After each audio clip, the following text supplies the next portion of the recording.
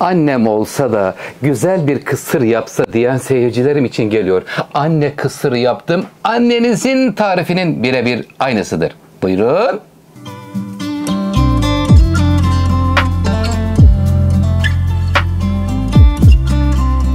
Kıymetli seyircilerim, sizler için cevizli anne usulü bir kısır tarifi paylaşacağım. Şimdi detaylarıyla inşallah elimden geldiğince 2 su bardağı ince kısırlık bulgurumuz var. Bazen seyircileriniz yanılgıya düşebiliyorlar. Çiğ köftelikler yaparsanız o zaman kıvamı yumuşak oluyor. Kısırlık bulgur olması şarttır. 1 çay bardağı, 2 bardak bulgurdan sonra 1 çay bardağı zeytinyağımız var. Birer yemek kaşığı sadece domates ve biber salçası. Domates salçasını biraz fazla koydum. Burada 1 çay bardağı da cevizimiz var. Yarım çay bardağı nar ekşisi, 1 limon, 4 tane taze soğan, toz kırmızı biber acısından ya da pul biber de koyabilirsiniz. 1 çay kaşığı karabiber, yarım çay kaşığı da içerisine kimyon koydum. Tuz ve detaylar da geliyor. Lütfen takipte kalın. Öncelikle bulguru ıslatacağımız kabın içerisine alıyorum. Bismillahirrahmanirrahim.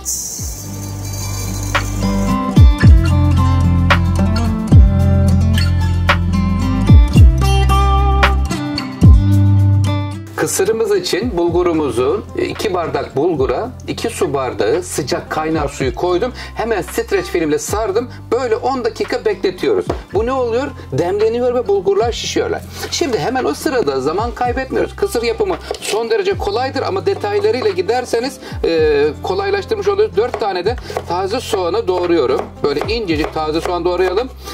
Birazdan bahçemden taze nane de getireceğim inşallah. Maydanoz da var içinde. 1 tane de domates doğruyorum. Domates salçası, biber salçası hepsi var. Bakalım bizim bulgurlar şişmiş mi? Bir açalım isterseniz. Açayım mı, ister misiniz? Yeterince biraz zaman geçti. 10 dakika oldu. Açıyorum efendim. Bismillahirrahmanirrahim. Aç aşçım.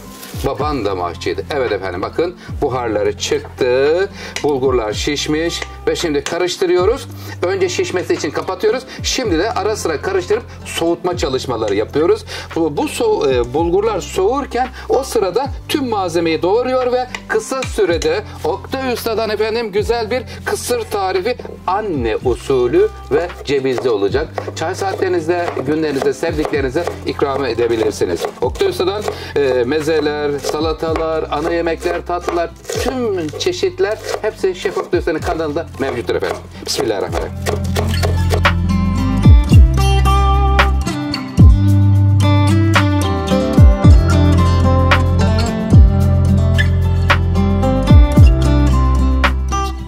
Evet, kısır için bulgurlarımız ılık hale geldi. Şimdi kıymetli seyircilerim, sırasıyla ilavelerimde bulunuyorum. Bismillahirrahmanirrahim.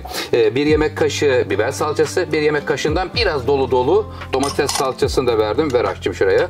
Evet, verdikten sonra şimdi buraya ne geliyor? Doğranmış ceviz geliyor. Sevgiyle al aşçım.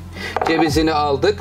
1 tatlı kaşığı acısından, pul biber kalmamış, yerine alternatif olarak acı toz biber koydum. Burada çay kaşığının ucuyla kimyon, 1 çay kaşığı karabiber. Aramıza kalsın, bizim çocuklar pek kimyon sevmiyorlar, onlar görmeden döküyorum. O da gitti. Evet, şimdi 1 çay bardağı Ege'nin incisi zeytinyağını da veriyorum. Verdim. Şimdi buraya yarım limon sıkacağım. Bir de nar ekşisi vereceğim çünkü. İkisini birleştireceğiz. Böyle güzel limon ve nar ekşisinin ekşiliği çok güzel oluyor. Tamam, bunu da verdikten sonra tuzunu baştan koyarken çok fazla kaçırmayın. Çünkü salçalar tuzlu olabilir. Bunu al buradan aşçım. Şimdi buraya ne geliyor? 1 tane ince kıyım domates, nane de geldi, maydanoz, yeşil soğan, hepsini alıyorum. Son ne kaldı? Nar ekşisi kaldı. Kıymetli seyircilerim, hemen nar ekşisiyle birlikte toparlaştım. Toparlıyoruz ve şimdi sevgimizi veriyor ve tüm malzemeyi karıştırıyorum. Son olarak nar ekşisiyle kıymetli seyircilerim ekşi tadını vereceğim. Anne usulü bir kısır tarifi. Dal bakalım içine doğru. Dal da görelim Oktay Usta. Kısırın nasıl olacak diyen seyircilerim için geliyor. Çay saatlerinde ve günlerde enfes bir kısır tarifi sizler için hazırlanıyor. Şu yumuşak dokuya bakın. Görüyor musunuz? İşte o domates böyle yumuşacık bir doku kazandırıyor. Bazen hanımlar arasında içine salatalık doğrayanlar var, yeşillik doğrayanlar var. O yöntemde uygundur kıymetli seyircilerim. Sizler salçasını kavuruyor musunuz? Yorumlarınızı ve beğenilerinizi bekliyorum. Şimdi nar ekşisini veriyor, son dokunuşu yapıyor ve servis vakti diyoruz.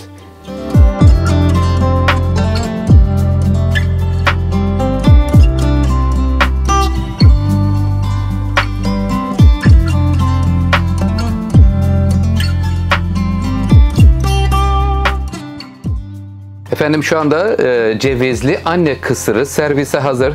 Yanlarına yeşillikler koydum. Böyle turpları aldım. Tam mevsimi böyle güzel böyle pazardan sizler de kırmızı turp, beyaz turp hangisinden isterseniz alabilirsiniz. Yanına içine nane de koydum böyle nane, maydanoz, yeşil soğan, içinde ceviz. Allah ne verdiyse eldeki ve evdeki imkanlara göre sizler de hazırlayabilirsiniz. Hemen şimdi şuralara şöyle biraz daha böyle turp vereyim ki turp çok sağlık açısından faydalıdır. Sizler de çocuklarınıza, sevdiklerinize yedirebilirsiniz. Böyle güzel, şık da sunumlar da önemlidir çünkü. Sunumları iyi yapmamız gerekiyor. Yapmış olduğunuz tariflerin daha iyi netice verebilmesi için. Hemen şimdi çayı dolduruyorum.